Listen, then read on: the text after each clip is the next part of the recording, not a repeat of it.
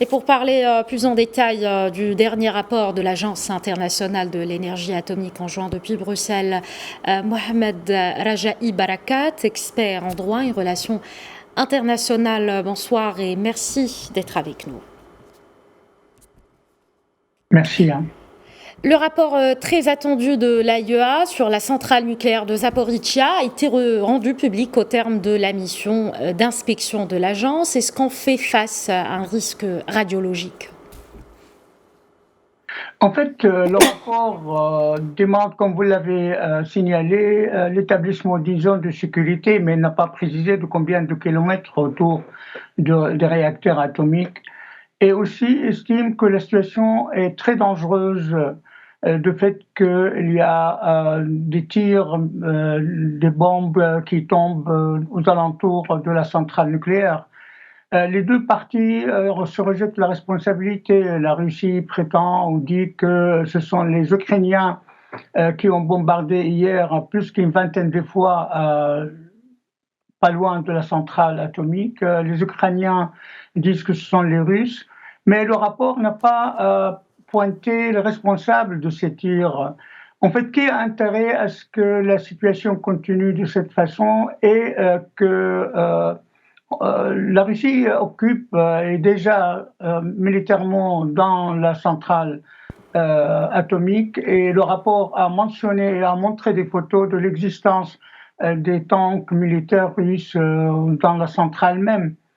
Et il a estimé que la situation des travailleurs, il y a plus que 2000 personnes qui travaillent dans cette centrale atomique, la situation est assez précaire, elles sont assez fatiguées et psychologiquement elles ne sont pas en bon état. Pour cette raison, la situation, comme le dit le rapport, est très dangereuse. Maintenant, en fait, les Ukrainiens ont intérêt, en effet, à ce que la situation continue et à ce que, comme le président Zelensky avait déclaré que nous n'arrêtons pas la guerre jusqu'à la libération de tous les territoires ukrainiens, y compris tous les territoires qui étaient occupés par les Russes en 2014-2015. Et a intérêt aussi à ce que la centrale soit dans des situations dangereuses afin que les Européens imposent plus de sanctions contre la Russie. Et c'est ce qu'il a souhaité en fait à plusieurs reprises dernièrement. Et cela intervient au moment où le ministère russe de la Défense a accusé l'armée ukrainienne de nouveaux bombardements de cette centrale, la plus grande d'Europe, on le rappelle, avec 6 réacteurs, une centrale occupée depuis mars dernier par les soldats russes. Quels sont les enjeux majeurs liés justement à cette centrale au cœur du conflit entre Kiev et Moscou depuis le début de la guerre ?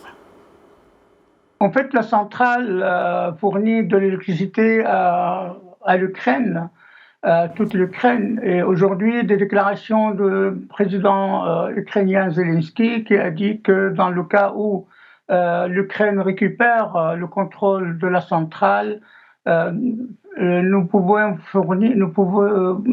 fournir de l'électricité à l'Europe. Et il veut encourager en fait les Européens à travailler et à faire tout ce qui est possible pour que l'armée russe quitte la centrale et quitte le territoire ukrainien. Mais je crois que, bon, vu la situation, je ne crois pas que le président russe va accepter ce genre de solution. L'intérêt de la communauté internationale et surtout aussi de l'Union européenne à ce que la guerre s'arrête et que la paix soit rétablie dans la région, même en négociant la situation des Donbass et les parties occupées actuellement par les Russes. Si la guerre continue, il y a un risque énorme.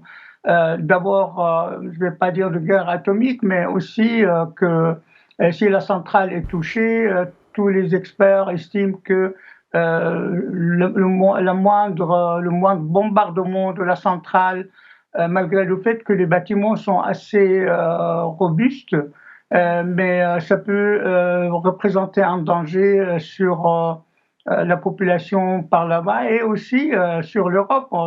Ça peut être comparable à l'incident atomique qui a eu lieu au Japon il y a quelques années. Merci beaucoup à Mohamed Rajaï Barakat, expert en droit et en relations internationales. Merci d'avoir répondu à nos questions en direct depuis Bruxelles. Merci beaucoup à vous.